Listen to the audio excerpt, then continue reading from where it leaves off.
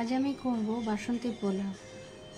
বাসন্তী পোলাও করতে গেলে তার সবার প্রথম আমি এখানে গোবিন্দভোগ আতপ চাল নিয়ে নিয়েছি এবং সেটাকে ভালো করে ধুয়ে জলটাকে ভালো করে ঝরিয়ে নিচ্ছি। জলটাকে দেখুন আমি খুব সুন্দর করে ঝরিয়ে নিয়েছি। নিয়ে এবার এই থালার মধ্যে ভালো করে চালটাকে ছড়িয়ে দিলাম।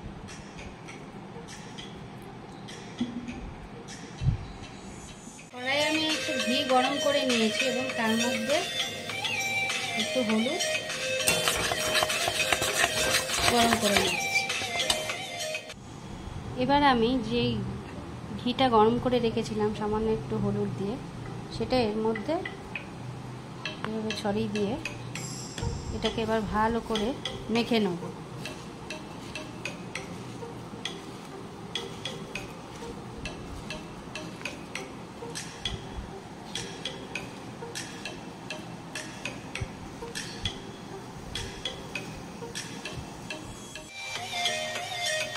এর মধ্যে সামান্য আমি ঘি দিয়ে দিলাম।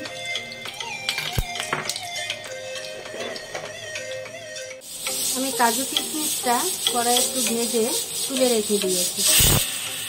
আর কড়াইয়ে সামান্য একটুখানি ঘি নিয়ে তার মধ্যে তেজপাতা, আস্ত গরম মশলা এবং দারুচিনি, এলাচ সব দিয়ে আমি এই গোবিন্দভোগ আতপ চালটাকে ভালো করে ভেজে নিই।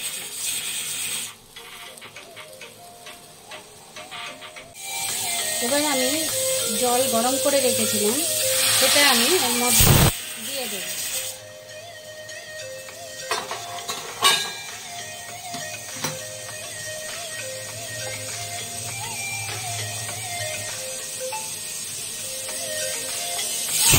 জলের পরিমাণটা একটু আপনাদের বুঝে নিতে হবে।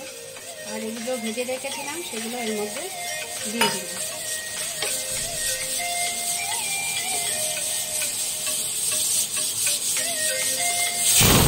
এর মধ্যে আমি সামান্য একটু নুন দিয়ে দেবো।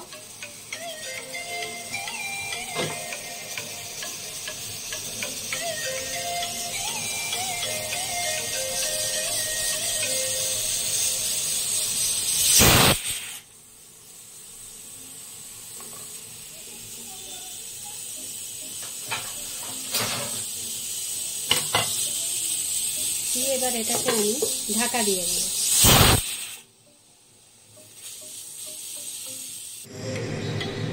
এবার আমি এই ঢাকাটাকে খুলে নেব। নিয়ে সামান্য একটু চিনি অ্যাড করব আর গরম মশলা দিয়ে এবার এটাকে আমি ভালো করে নাড়তে থাকবো কিছুক্ষণ।